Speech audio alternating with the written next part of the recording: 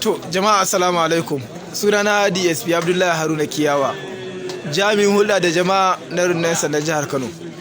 Biyo bayan umarnin kwamishinan 'yan sandan jihar Kano CP Sama'ila Sha'ibu Dikko FSI na maganin duk wasu ɓata gari, musamman wanda suke fakewa da zanga-zanga ta da sau suna cutar da mutane, suna kwace ko suna shaye-shaye, suna abin da suka ga dama.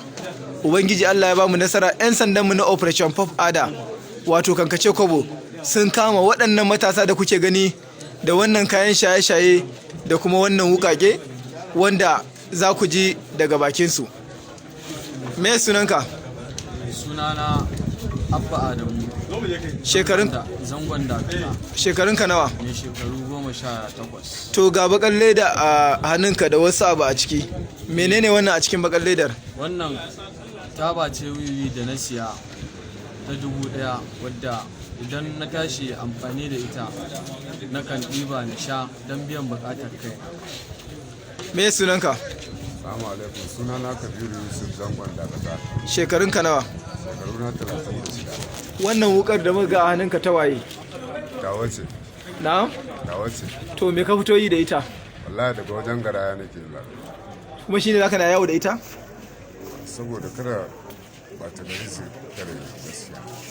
To da me kake sha? Wasu ina shan wuyi, ina shan sigari.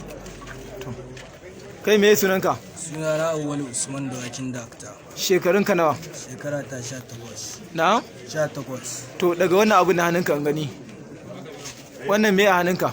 Wannan na ɗauko ne saboda in yanka mage wata yin matsala ta same mu a hanya. Wannan a jikin wukar ga wani abu nan kamar wani yanki na dabba. Menene wannan? Wannan kafar gada ce a wuya na take, ina sa ta ne a wuya. Maganin me ce? Ba abun da take yi, kawai ina sa ta ne.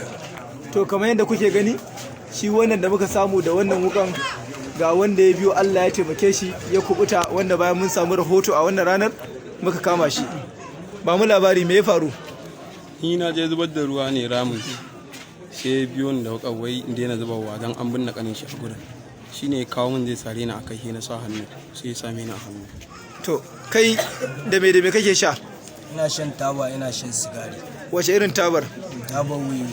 Kwayoyi fa? Ana shan kwaya.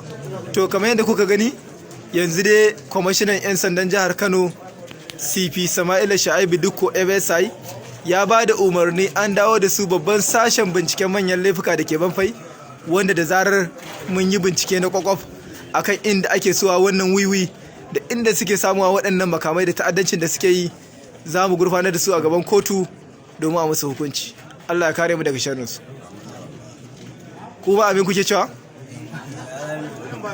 To ai muna neman kariya ne daga sharrin ku. Irin wannan wuka da kuke rikewa da wannan wiwi da wannan yake sha, ai abin sai dai addu'a.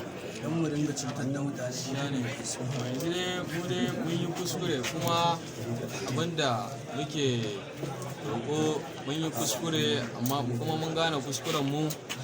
In Allah ya yarda wannan shine na farko kuma shine na. To ai kai tsaya, wannan wiwin ai ta yi yawa. Kai baka tunanin cewa in kana shan wannan mahaukaciwa za ka yi? Gaskiya a zahirance ta yi yawa, amma gaskiya ba shan lokaci ɗaya nake mata ba, sai lokacin da na tashi amfani da ita nake ɗan ɗiba kaɗan isha, kuma ba sha nake da yawa. To ai irin wacce muke gani, wadda muka gani irin wadda suke sayar da ita ne, diloli ne suke sayar da ita, kuma kai ga an kama ka da ita.